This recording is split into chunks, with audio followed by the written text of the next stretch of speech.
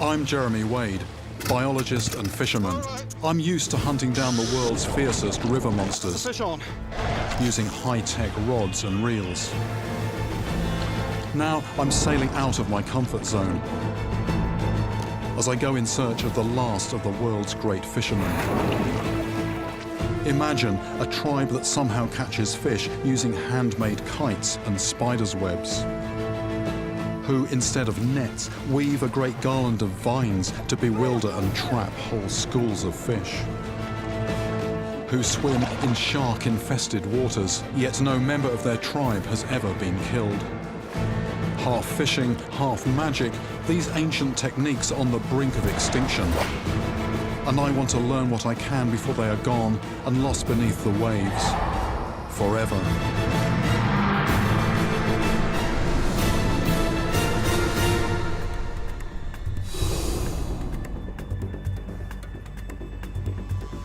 I'm heading to a tropical island paradise, one of the most remote places left on the planet. Halfway round the world, the Solomon Islands lie like a necklace deep in the South Pacific, a scattering of nearly 1,000 stunning islands. My final destination, one of the most untouched parts of this wilderness, the Morovo Lagoon. From up here I can really see why these islanders are such expert fishermen. The pieces of land where they live are just so tiny and insignificant, there really isn't enough space to support any kind of life at all. So the only way you're going to survive is by harvesting the sea. I fish for research or pleasure, but here fishing is a matter of survival. When I was about 13 years old, I read Ernest Hemingway's novel, The Old Man and the Sea. An epic tale of a man in a tiny boat struggling to catch a huge fish on a handline. Now I want to use just a hook and a line and my bare hands to catch a beast of my own. For 3 weeks, I am going to live with the Vahole tribe, who have perfected a staggering array of fishing techniques. Many of their methods are found nowhere else in the world. They have a good claim to be the world's most expert fishermen. Handline fishing is a speciality. I'm heading for a village called Tamaneki in the heart of Morovo Lagoon. I've heard that the people here worship sharks, and although they fish and swim in waters where these predators are common, they believe that they are protected against attack. These are some of the world's most shark-infested waters, so the Vahole tribesmen occasionally hook sharks while handlining for other fish. But when they do, the revered animal is released. For me, catching a shark on nothing more than a thin, hand-held piece of line and a hook, and then releasing it unharmed, is the ultimate in catch-and-release fishing. The question is, will these mysterious tribesmen reveal their secrets to an outsider? This is a land drenched in mystery and all too often blood. Once known as the land of the headhunters, here rival tribes raided villages and cannibals ritually ate their victims. For centuries, the arrival of a strange boat could mean an attack. These islanders still have a healthy suspicion of strangers. Now I've been told they are all devout Christians. So I'm not worried that they'll eat me, but I do wonder if they'll accept me. Hello. Hello. Nice to meet you. I'm Jeremy. Hello. Nice to meet you, Jeremy. Roland. Hello, Roland. Nice to meet you. This used to be a British colony, so many of the villagers speak some English. This is going to be my home, and if I'm successful, my tribe. Visitors are rarely seen here. There's no electricity, and there are no roads. Around 60,000 years ago, explorers set sail from mainland Asia to colonize these islands. These are their descendants. Vincent is one of the village elders and gives me permission to stay in the communal longhouse. Privacy isn't included.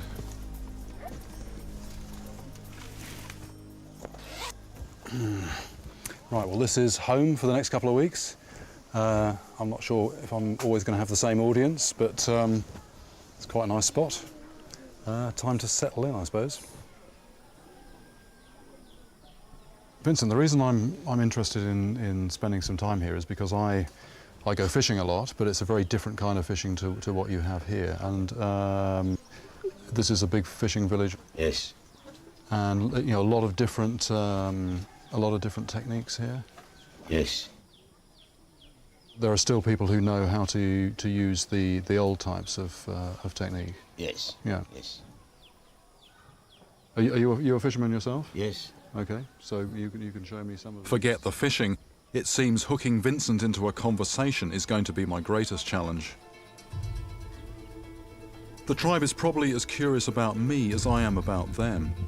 I get out some of my lures to show them how I normally fish.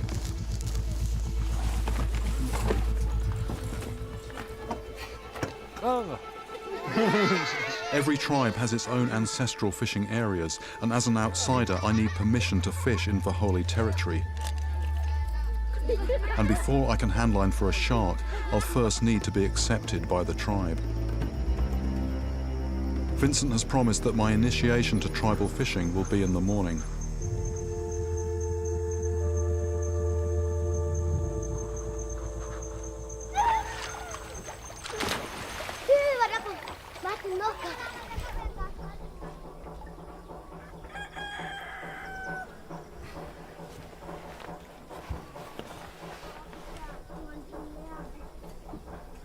That sounds like the village alarm clock, so I guess it's time for me to get up.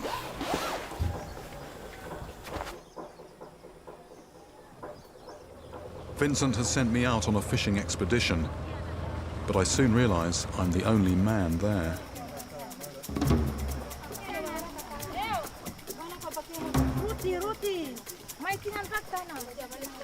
I'm realising that before Vincent will reveal any of the tribe's traditional fishing techniques, he's going to make me start at the bottom of the ladder, digging for clams with the ladies. A bit like an Easter egg hunt. You go out in the garden and you're delving around, except these are muddy shells. But what's interesting is that the fishing that I do is always, on the whole, pretty solitary, whereas, you know, here, although it's work, it very much has the feel of a day out to it. There's quite a lot of chatting and, you know, so it's enjoying your work. You know, if you've got to get food anyway, you might as well enjoy it. But I can't help wondering what the women make of my help. Do the men ever do this work? Only the women do this job. Finding this type of shell, they really interested. Only the woman. They're not, but they're interested in eating them, yes, are they? In eating they are interested. Right. But not actually doing the work to get. No. Right. Just to wait and eat. Yeah. Okay. But to find this type of shell, they are very lazy, maybe. Yeah. Or something like that. Okay. In the searing heat, with no refrigeration, we take the clams straight back to the village to cook up a meal.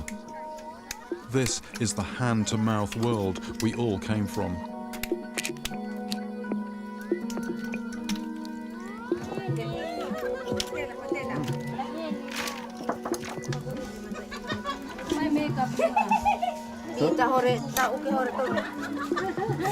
Oh, that was good, is it? Yeah, I think maybe the women are eating this before the men can get their hands on it. They've done all the work. Polish them off quick.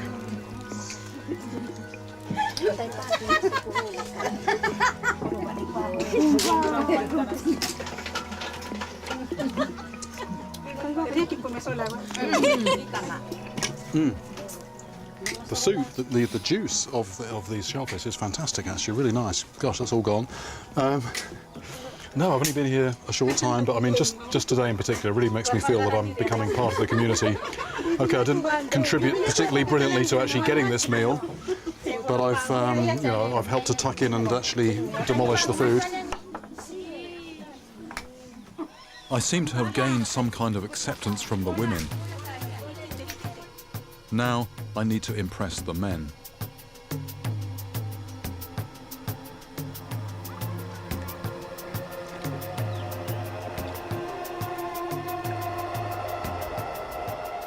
Temperatures here often soar into the 90s, and with intense humidity, the nights offer little relief from the sweltering heat.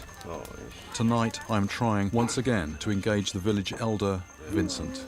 This one is from South America. This is really big. And this one I catch on a... I've spent years exploring the world's rivers, but I have very little experience with marine fish, and no experience at all with the Faholi's unique methods. What is it? This one is a bull shark. A boss.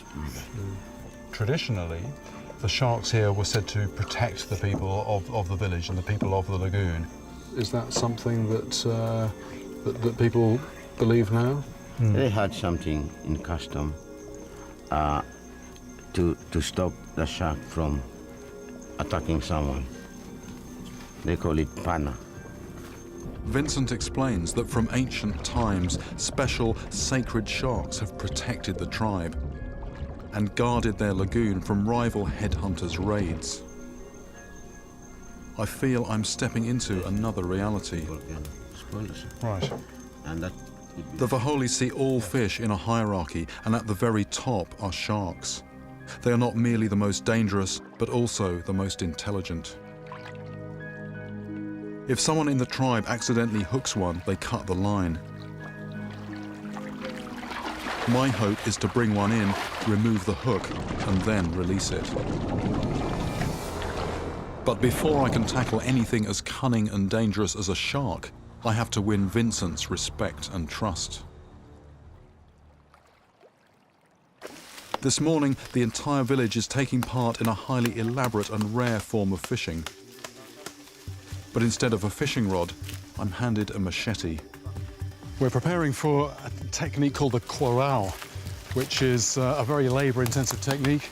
A lot of work. The entire village is going to take part. But each year... Two of the village elders, Vincent and Lawrence, are leading the preparations. We are going to catch enough fish to feed the entire village, using just some vines and the cooperation of the tribe. Do the women ever help this job? Yeah, sometimes they help. But none here today. Clearly, Vincent is a man of few words, and I'm wondering if I'm asking too many questions. After hours of cutting, tying and winding, the vines are ready for fishing the next day.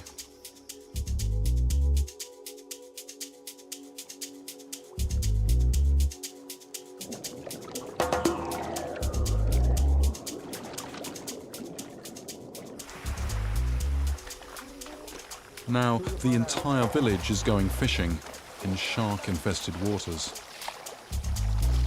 It looks like I'm about to test the claim that the tribe has immunity from shark attack.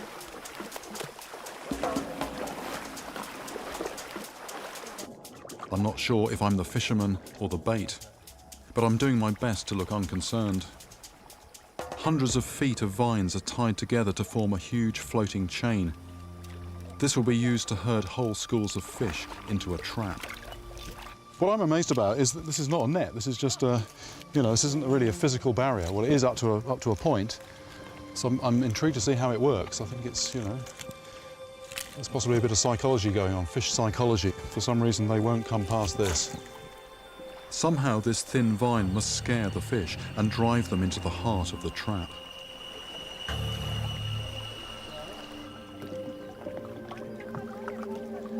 Right, we've now actually closed the circle. This is the end of one vine.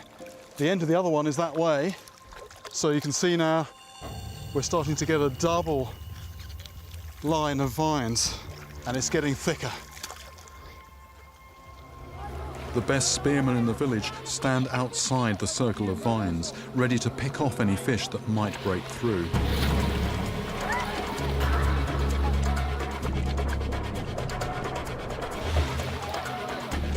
It's a bump-head parrotfish.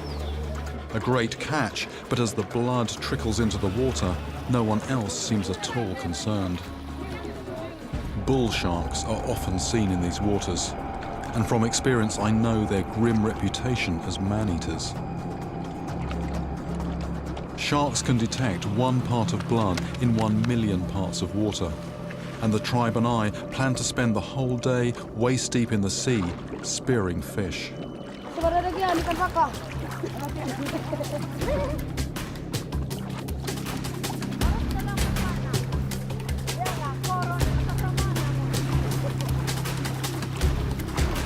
What's happening now is the finishing touches are being added to the trap at the centre of the ring of vines.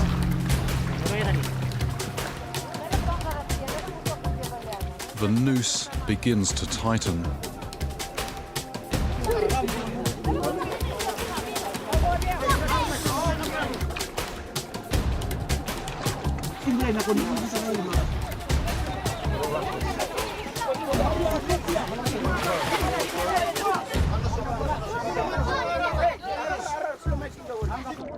Normally, these would be fish that I would admire in an aquarium.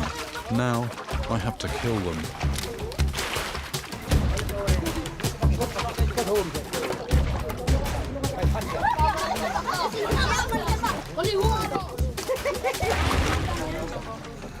It's a measure of my immersion within the tribe that spearing fish is becoming second nature.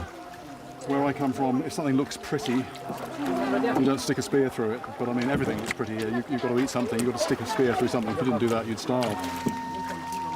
The villagers only catch what they know they can eat. If they catch too many fish in the corral, they'll release what they don't need.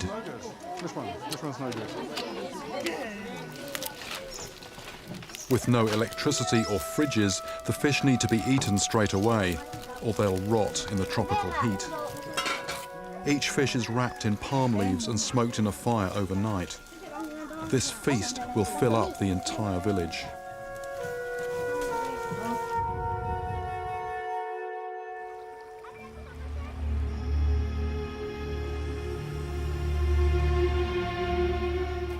The next morning, as I see the whole village coming in to enjoy the food, I feel proud to have helped with the corral and to have been part of this living chain of tradition. The steamer? No. Fishing their way is how I hope to earn the tribe's trust and respect. But the methods are growing more bizarre every day. On one island, I've heard about an incredible technique so fantastic sounding, I can't believe it's true. I have to say, this is probably the strangest kind of fishing preparation I've had to do.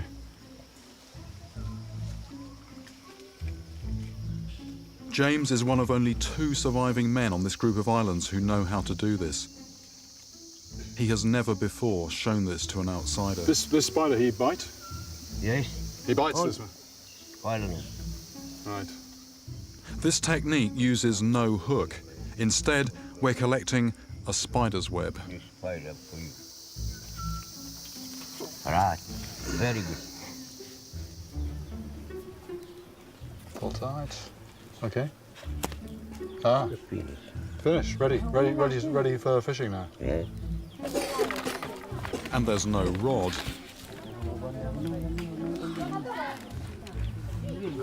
Instead, we'll be using this elaborate handmade kite, stitched together from banana leaves. James may be willing to share his secrets, but I'm the apprentice here, so I'll be doing the paddling.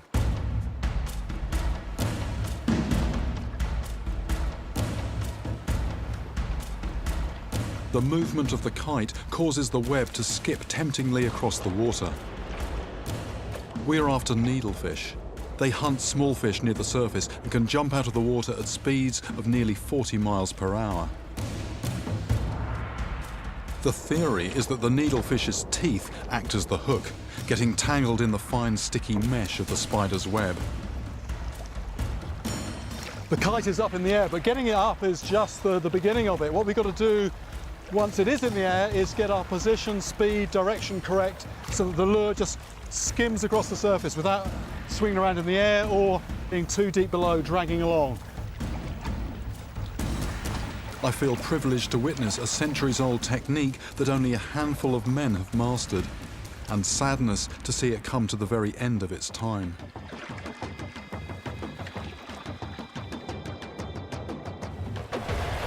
Is that a fish? Yeah, we got a fish, we got a fish.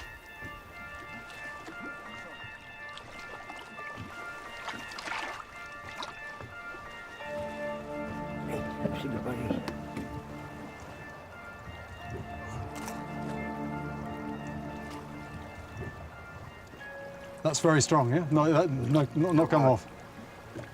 Absolutely caught, that is. Looks like the wind has gone, actually, but my goodness, when the conditions are right, when you get this working, it's just so ingenious. It's so amazing, very, very clever. And to be part of it, to actually catch a fish without a hook, without a rod, just a bit of spider's web and a kite, you know, I'm not sure, if you just told people about that, I'm not sure if they'd believe you. Even the smallest catch is shared out. Here you go.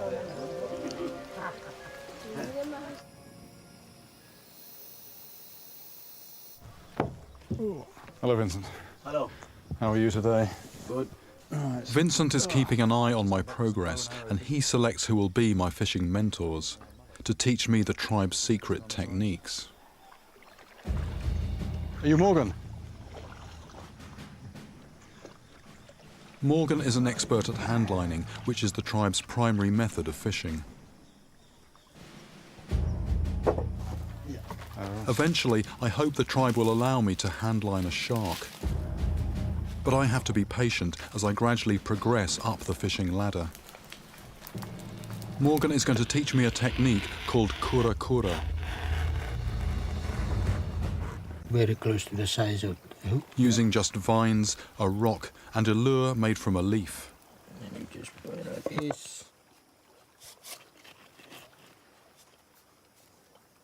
Then you... The idea is that the rock sinks to the bottom, carrying the lure with it. Then, with one tug, the lure is pulled free. pull fast. So when you pull, this comes towards the surface and this will just sort of flutter. Yeah. Yeah. I feel the eyes of the village on me. This is my first solo fishing test.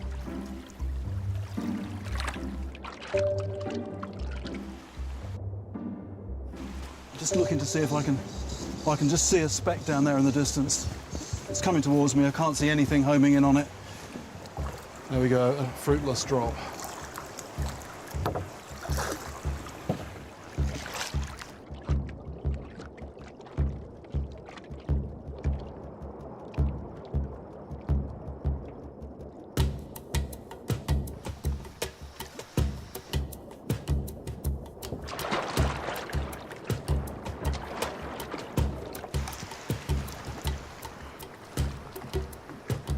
Still nothing hanging on to that.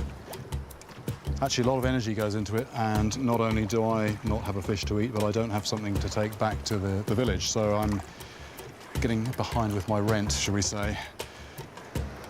Maybe wading. Wow! All right, it's not a fish. It seems Morgan is beginning to trust me. He now reveals a very special fishing secret. This is haro haro, the ancient and traditional technique of cursing at the fish. After a few hours of totally fruitless fishing, I'm willing to give anything a go. Right, see what you can do then, you useless, scaly abominations of this particular reef. You call yourself fish, you can't even eat yourself a piece of leaf. What's going on? You that pathetic? Morgan doesn't seem impressed by the power of my insults, and nor do the fish. Soon, my frustration gets the better of me, and I really let rip. You useless, putrescent fish. I've just... oh.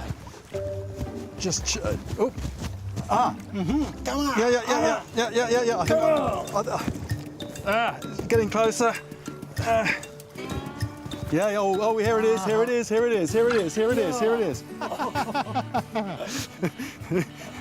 Bit of an anticlimax, but it is a fish, look at that. It actually took that lure, it took a leaf.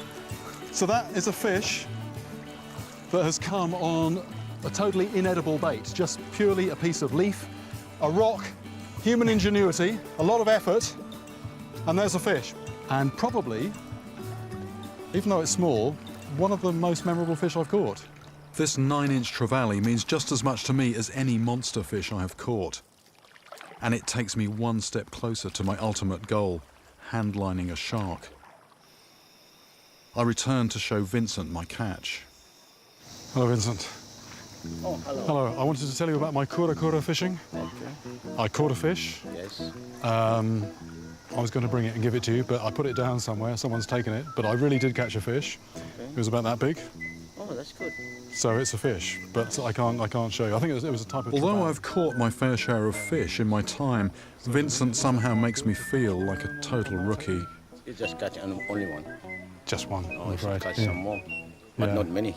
Not in that wasn't really enough. I Yes, think Yes, yes. I've only got 5 days left, and I'm still hoping to handline a shark. While I'm living here, I have to earn my keep and make sure that I'm contributing to the communal pot. But every day, the fishing techniques are getting tougher. So, when I shoot the other, Lawrence is a village elder and supposedly a crack shot with the bow. you say when you shoot, they The tribe has probably been catching fish this way for thousands of years. Mullet eat algae off leaves, so they're very hard to catch using a hook. Lawrence tells me that they tend to shelter in between the mangrove roots. or any place where they can shelter. Yes. Yeah. Oh, Hey. Hey. hem, hem. On I'm getting. Lawrence is one of very few people in the village who still use a bow and arrow to fish. I've got just a few hours to learn what Lawrence has mastered through decades of practice. Now it's my turn to hit a small, fast-moving fish while standing in a wobbly canoe.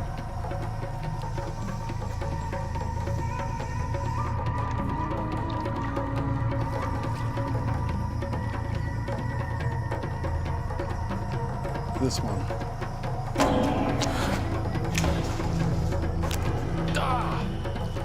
It really does concentrate the mind if you're fishing by whatever means to fill your own stomach.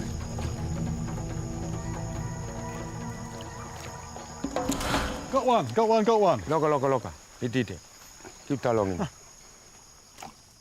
Lawrence fires in another shot just to make sure the fish doesn't wriggle off my arrow. On top. There we go.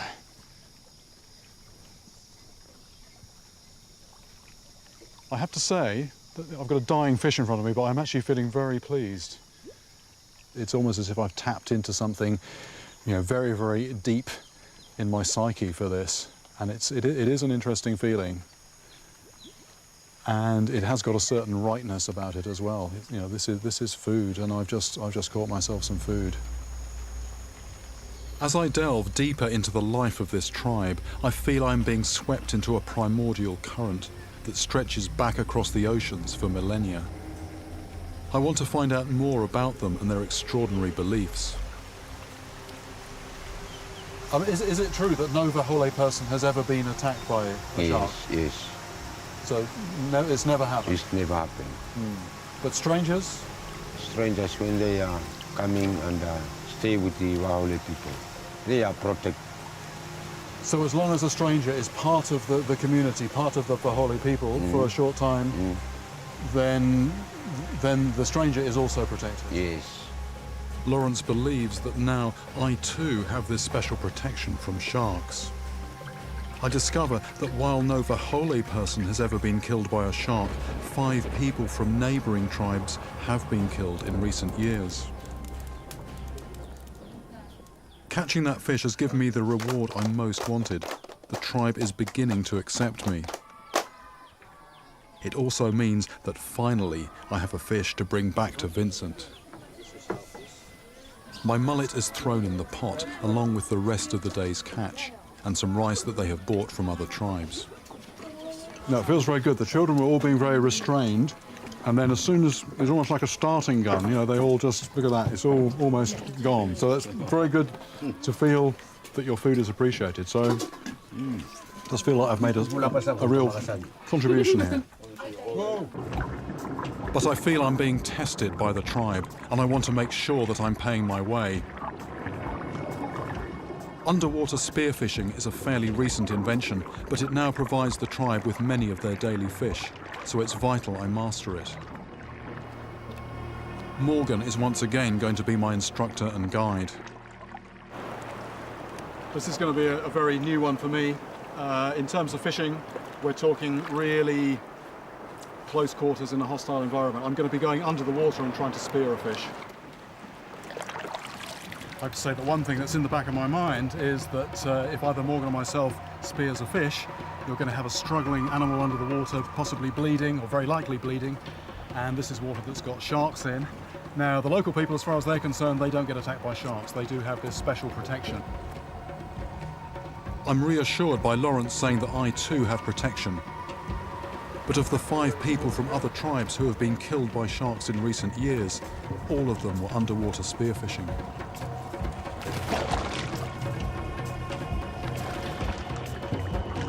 Morgan can hold his breath for a couple of minutes underwater and immediately dives down to about 50 feet. It's hard for me to keep up.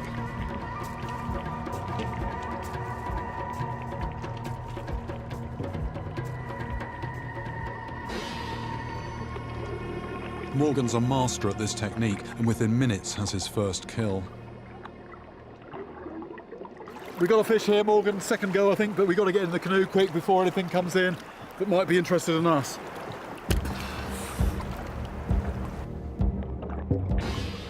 Watching Morgan lets me see how the experts do it. Now, it's my turn.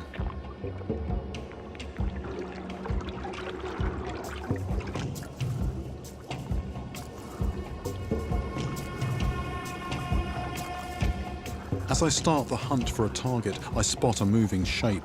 It's a white-tip reef shark, cruising just feet below me. This type of shark is notorious for being very aggressive and attempting to steal speared fish.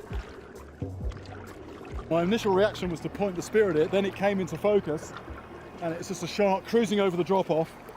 And I'm just thinking, you know, what am I doing? This thing's looking for a meal. I'm about to potentially, if I did get a good shot in, give it a sort of a bloody tasty offering, but I'm going to be very close to that. So, I don't know. I think I need to just get my breath back and get my pulse down a little bit. As well as the circling sharks, I'm having real problems getting down to the depths I need. Over the next few days, I practice and gradually improve my time underwater and the depths I can reach. But the diving is physical and nerve-shredding, and there's the constant threat of sharks. Some sharks are even said to be attracted by the sound of a spear gun being fired. After a few days of diving, I've not got a single fish to show for all that effort.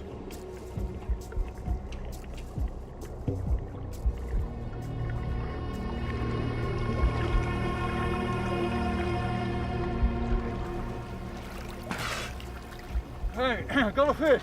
Got a fish, speared one at last.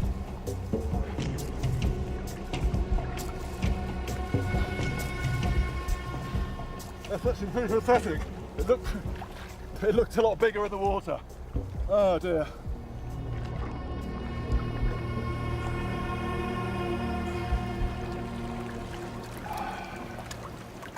Well, I've enjoyed some success with some of the techniques here, but I don't think yet that underwater spearfishing is one of them. Okay, I hit the target once, but in terms of a meal, in terms of sort of energy value of what I hit, you know, I think even the village cat would turn its nose up at that.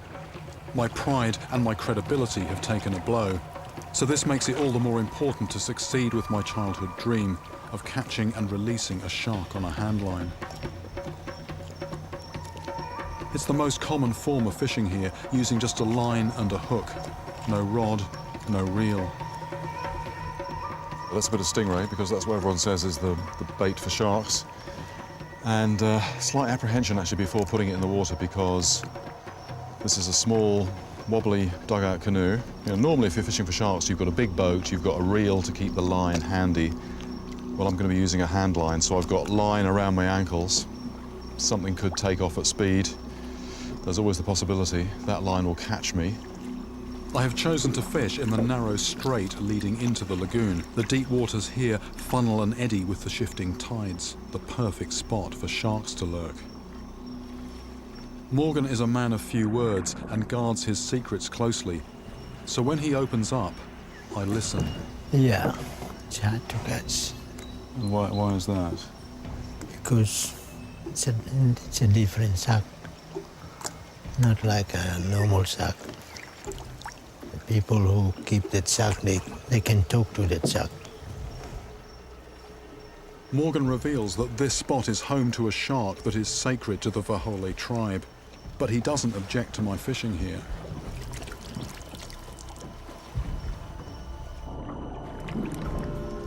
Yeah. Here we go. No, I'll let it run for a while. I'll let it run. I think it might have dropped. It's dropped it, I think.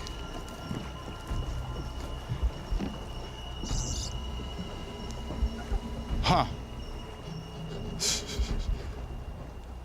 No, that actually took the bait. The bait came off. And I've got a bit of coral instead. And soon after, there's another bite. No, I'm tightening. That's something on.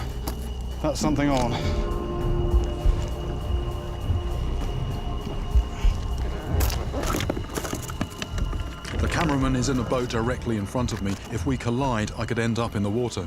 The boat's moving towards you. Move the bloody boat. Move the boat. It's moving towards you.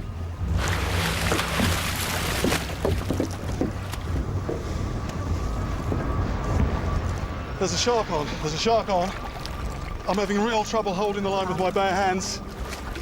Real trouble. I don't want to wrap it around my hands because I'm over the side then. Right, the boat's now going, that's good. That's a bit of relief actually because... Right, the boat is now going, which when the boat isn't going and the fish is accelerating, I'm taking all that on my hands. The line's like a cheese cutter on my bare hands, so I pull on a glove. Put the glove. So I'm being very cautious. I'm just getting that line in slowly. Just constant pressure on the shark, tiring it out. Is it gone? Is it gone? It's gone. It's gone. What's happened?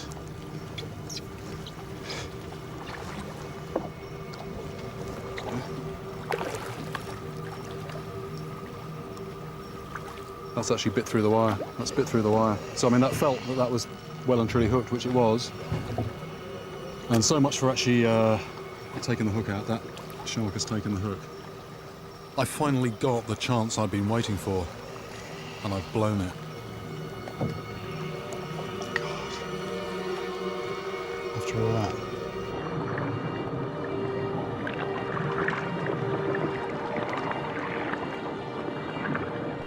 I'm hoping Vincent can enlighten me about the mysterious shark that took my bait. Oh, you mean the shark in Lingutu? Yeah. We call it Kiso Balingutu. Kiso Balingutu. Balingutu. You cannot catch it. There's no way. Yeah, sometimes you catch it, it break your line. Or else it break your hook. Even if you put a cable, a big wire like this, cut it. Right. That is something very spiritual. Because we believe that that shark is very strong, you know. Okay, right. So you're saying there's one shark there, which is the defender of the lagoon. Yes. Because maybe you know that. Vincent believes that what I had on the end of my line was no ordinary shark. Yeah. I had in fact hooked one that is sacred to the Vahole, which protects the tribe. Word that the sacred shark, Kisu Palingotu, bit through my line quickly spreads. It's hard for us. Lawrence, another of the village elders, is the man who taught me to fish using a bow and arrow. The shark will come out. He tells me there's something he can do to help.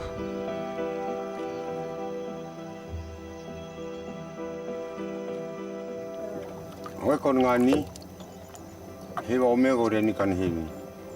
So kon ngani we, ndebe na omego ria, ni kiwa mateo ngina ria wa.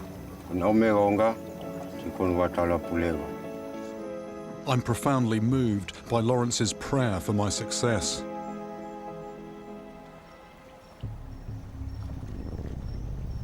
Since I first read Ernest Hemingway's book, The Old Man and the Sea, I've wanted to catch and release a shark on a handline. With Lawrence's prayer fresh in my mind, I decide on one final piece of preparation. The hunter is going to meet its prey. Normally when I go fishing, it's pretty murky, muddy water. I have to use my imagination to picture mentally what's down there. No need to use my imagination here.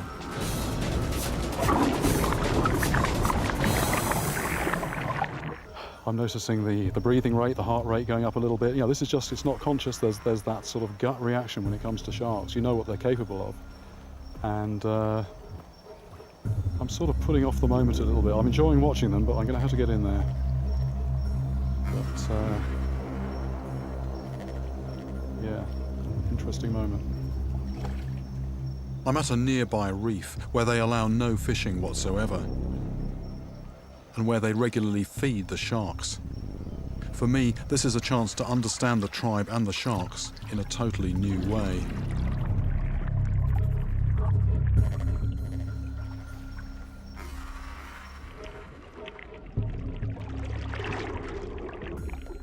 Every year across the globe, some 70 million sharks are slaughtered for their fins.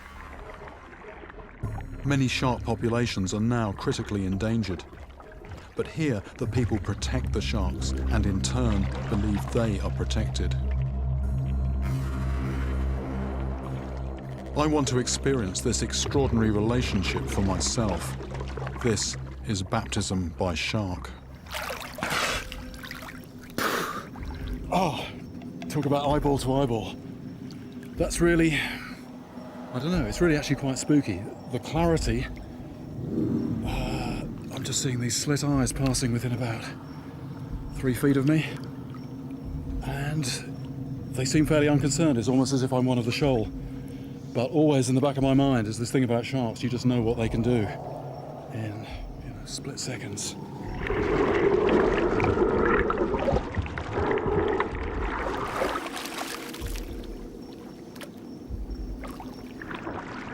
As I swim with the sharks, Lawrence's words play across my mind.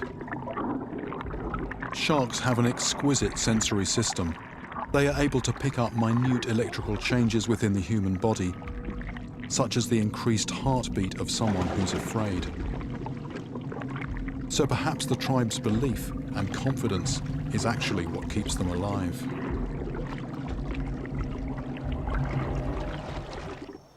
Talk about alter perception.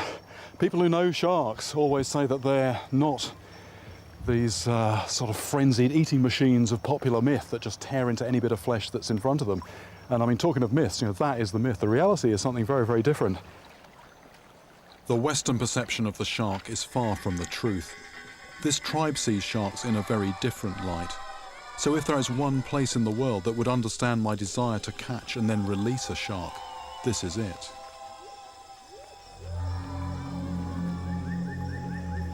The next day, I'm up at sunrise, fishing outside the sacred passage.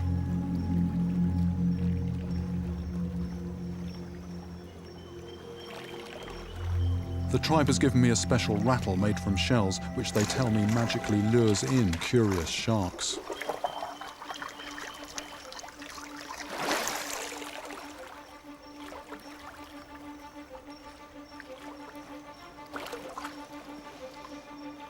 I'm not sure if it's Lawrence's prayer, the shark rattle, or just good luck, but it's not long before something takes my bait.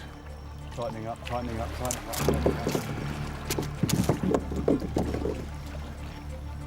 There's a shark on. Shark.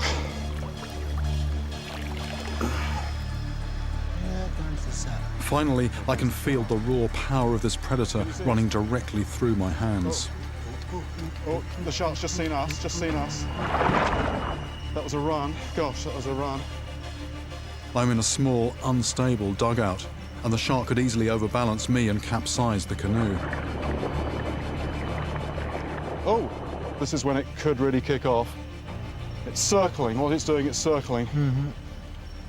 I'm going to get this line well clear of me. That's it. It's right under the boat. It's going to run now. It's running, it's running, it's running, it's running. It's sounding, going down. I'm going to try and just tire it out very slowly. I can feel a very quick pulse. Dum, dum, dum, dum, dum, dum, dum, dum. I'm quite puzzled by the way this feels. But again, I'm not used to fishing a hand line. I'm used to fishing a rod.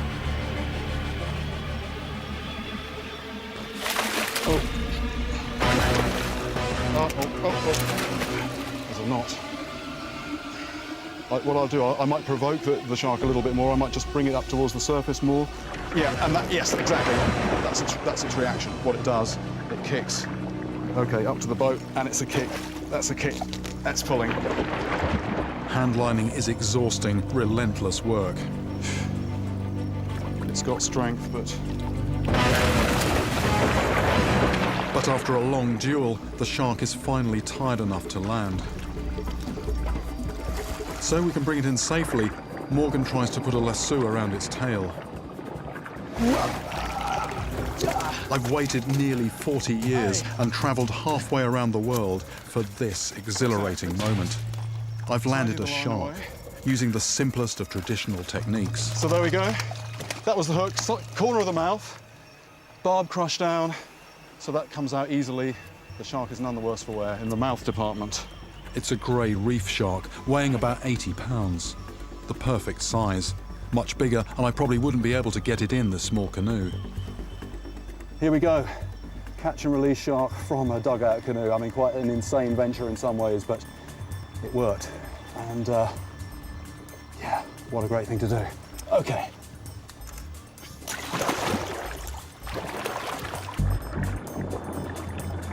You know, just a fantastic experience. I mean, you can keep your rod for this kind of fishing. I mean, this is, you know, for emotion, for excitement, for that hint of danger, and for that feeling of just incredible achievement.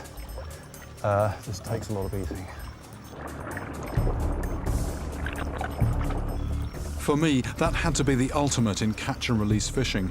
But perhaps more importantly, my fishing skills, which the tribe have helped me to sharpen in my time here, have taken me deeper beneath the surface of their village life than I ever expected to go.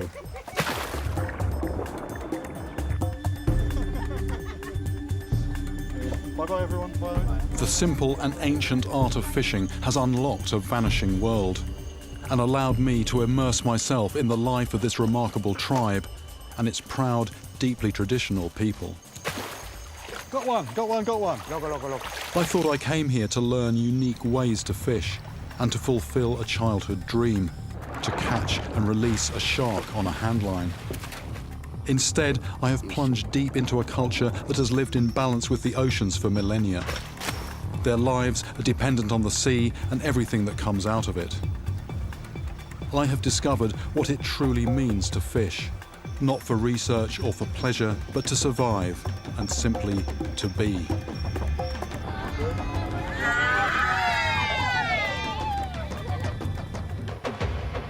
I cast out into the raging river. I'm as prepared as I can be to hook one of these mighty kings and test just how powerful